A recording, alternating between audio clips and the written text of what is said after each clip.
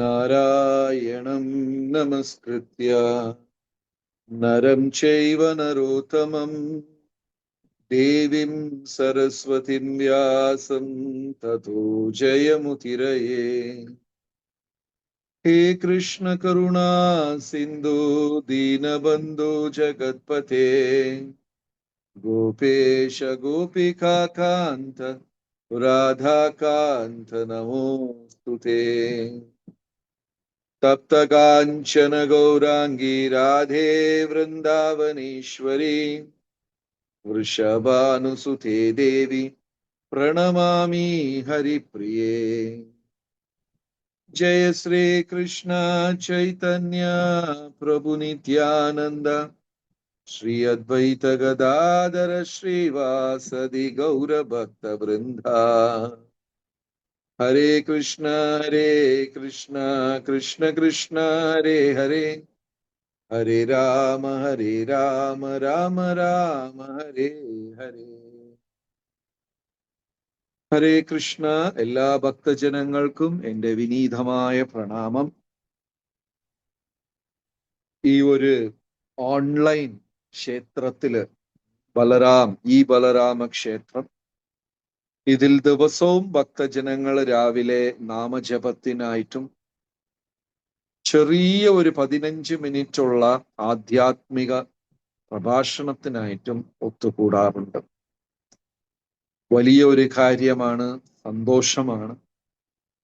എല്ലാവർക്കും അതിൻ്റെ അഭിനന്ദനങ്ങൾ അറിയിച്ചുകൊള്ളുന്നു.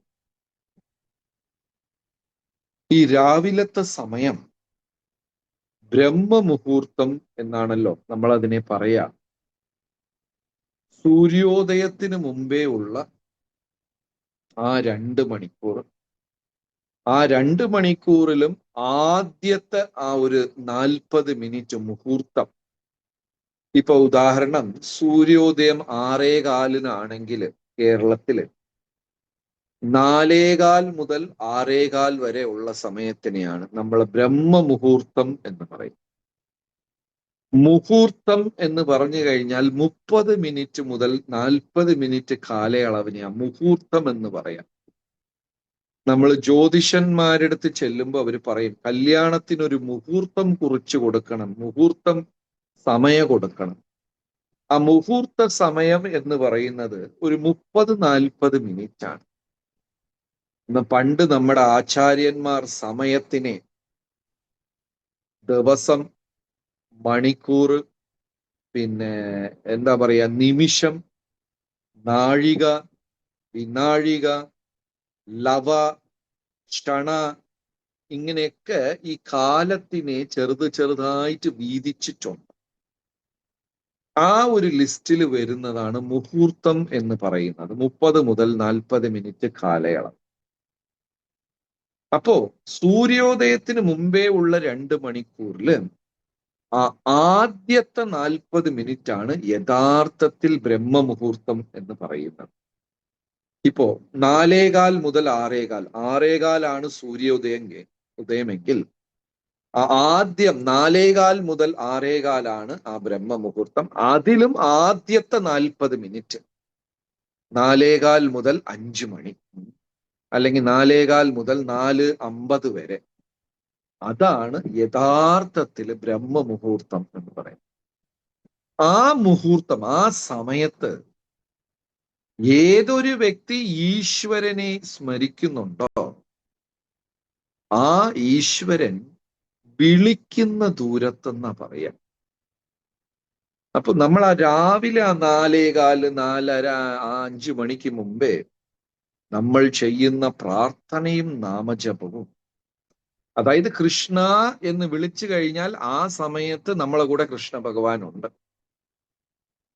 പിന്നെ 8 മണിയാകുമ്പോൾ കുറച്ചും കൂടെ ഉറക്ക വിളിക്കേണ്ടി വരും. പിന്നെ 10 മണി, ഉച്ചയ്ക്ക് 2 മണിയൊക്കെ ആണെങ്കിൽ കരഞ്ഞു വിളിക്കേണ്ടി വരും. രാത്രി 10 മണി മുതൽ 11 മണിയാണെങ്കിൽ നിലവിളിക്കേണ്ടി വരും. പ്രഭുപാദർ ഒരിക്കൽ തമാശയ്ക്ക് പറഞ്ഞു, രാവിലെ ജപിക്കുന്നതാണ് റൗണ്ട്, അല്ലെ? നമ്മളിപ്പോ അങ്ങനെയല്ലേ പറയാ, 16 റൗണ്ട് ജപിച്ചു, 8 റൗണ്ട് ജപിച്ചു. രാവിലെ ജപിക്കുന്നത് ആ റൗണ്ട്, പകലിൽ അത് സ്ക്വയർ. വൈകുന്നേരം ട്രയാങ്കിൾ, രാത്രി ഒരു കുത്തേ ഉള്ളൂ എന്ന് പറഞ്ഞു. ചിലപ്പം നമ്മൾ സങ്കല്പിച്ച ആ കൃത്യമായ സംഖ്യ ചിലപ്പോൾ തീർക്കാൻ പറ്റിയെന്ന് വരില്ല ചില ദിവസം.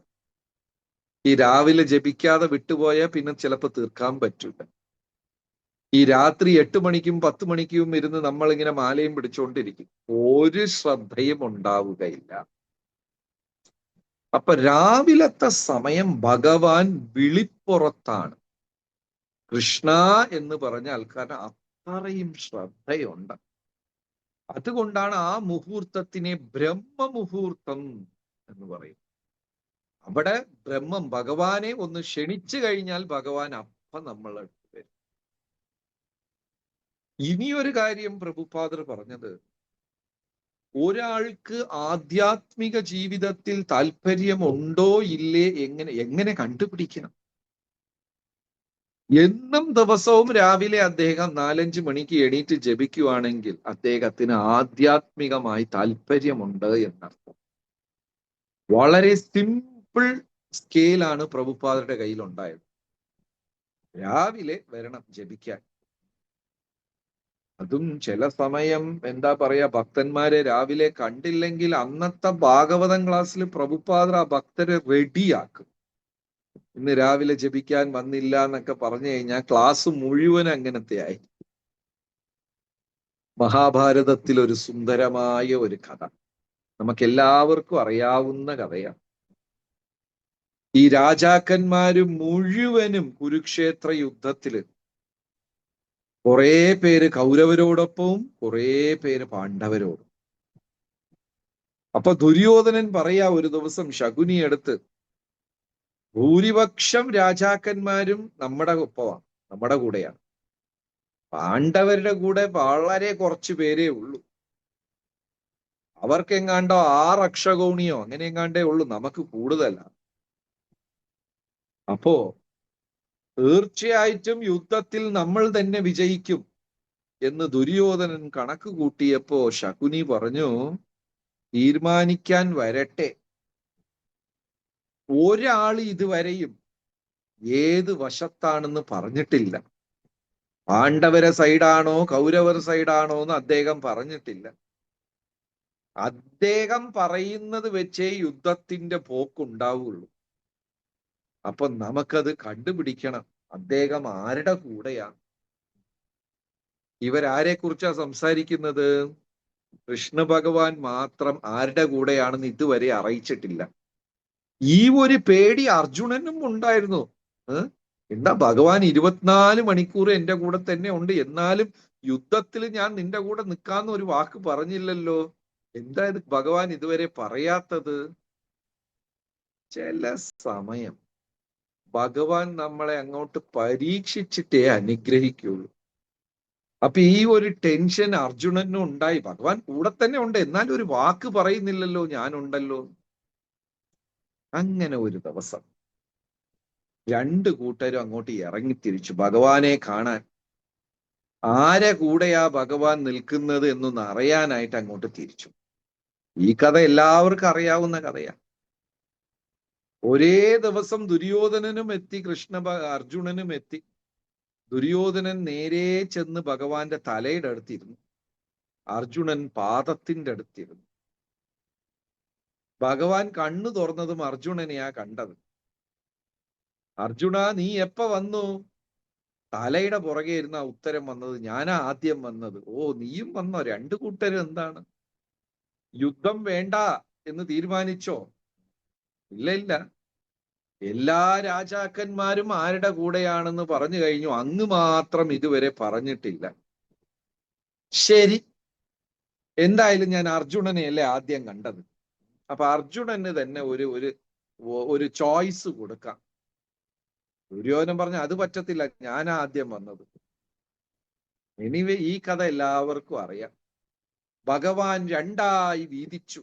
ഒന്ന്, ഞാൻ ആയുധം കൈകൊണ്ട് എടുക്കുകയില്ല. ഇനിയൊന്ന് എന്റെ നാരായണ സൈന്യം, സാധാരണ സൈന്യമല്ല, കൃഷ്ണ ഭഗവാന്റെ സ്വന്തം നാരായണ സൈന്യം. ഇന്ന് വരെ ഭൂമിയിൽ പരാജയം എന്താണെന്ന് അറിയാത്ത ഒരു സൈന്യം. ദുര്യോധന, നിനക്ക് എന്താ വേണ്ടത്? ഞാൻ വേണോ? എന്റെ സൈന്യം വേണം. ഞാൻ പക്ഷെ ആയുധമെടുക്കും, വെറുതെ നിൽക്കത്തേ ഉള്ളൂ. ഉറപ്പാണോ അങ്ങ് യുദ്ധം ചെയ്യില്ല? ഇല്ല, ചെയ്യില്ല. ആയുധം എടുക്കൂല? എടുക്കും. ഉറപ്പാ? ഉറപ്പാ. എന്നാ പിന്നെ വേണ്ട, എനിക്ക് നാരായണ സൈന്യം മതി. ഇതാണ് നമ്മുടെയും ജീവിതത്തിൽ ഉണ്ടാകുന്ന പലപ്പോഴും ഭഗവാനെ നമുക്ക് വേണ്ട. മറ്റേ ഭഗവാന്റെ ശക്തിയായ പണം, ഭഗവാന്റെ ശക്തിയായ ബുദ്ധി, ഇതെല്ലാം നമുക്ക് വേണം. കൃഷ്ണ ഭഗവാനെ വേണ്ട. ഭഗവാന്റെ സൈന്യം മതി, പക്ഷെ ഭഗവാനെ വേണ്ട. അർജുനൻ വിചാരിച്ചു, ഓ നല്ല കാര്യം, അങ്ങനെ നാരായണ സൈന്യം കൊടുത്തു ഭഗവാൻ ദുര്യോധനൻ. ഇവിടെയാണ് ആചാര്യന്മാർ ചോദ്യം ചോദിക്കുന്നത്. എന്നാലും ഈ നാരായണ സൈന്യവും ഒരു സാധാരണ വിഷയമല്ലല്ലോ. ഭഗവാന്റെ സ്വന്തം സൈന്യമല്ലേ. ഇന്ന് വരെ പരാജയം എന്തെന്നറിയാത്തത്. ഭഗവാന്റെ സ്വന്തം കുലമാണ്. യദുകുലം, വൃഷ്ണികുലം, അതിലുള്ളവരാ ഇതിനകത്തുള്ളത്. ചില ദേവഗണങ്ങളൊക്കെ ഉണ്ട് നാരായണ സൈന്യത്തിൽ. ഇത്രയും മഹനീയമായ നാരായണ സൈന്യം ഭഗവാൻ എന്തിനാ ദുര്യോധനന് കൊടുത്തത്? ദുര്യോധനൻ തെറ്റുകാരനല്ലേ? ഈ ദുര്യോധനനെ ഭഗവാൻ വെറും കയ്യിൽ വിട്ടില്ല. ഇത്രയും മഹത്വമുള്ള നാരായണ സൈന്യം കൊടുത്തു. അപ്പൊ അവിടെ ആചാര്യന്മാർ വിശദീകരണം ചെയ്യാ, എന്തുകൊണ്ട് അന്ന് ദുര്യോധനന് ഇത്ര ഒരു വലിയ അനുഗ്രഹം കിട്ടി? ദുര്യോധനൻ രാവിലെ പുലർച്ചയ്ക്ക് എണീറ്റു. സൂര്യോദയത്തിന് മുമ്പേ ഭഗവാനെ കാണാൻ അങ്ങേറ്റി. അതിന്റെ അർത്ഥം ദുര്യോധനൻ അന്ന് മംഗളാരത്തി അറ്റൻഡ് ചെയ്തു.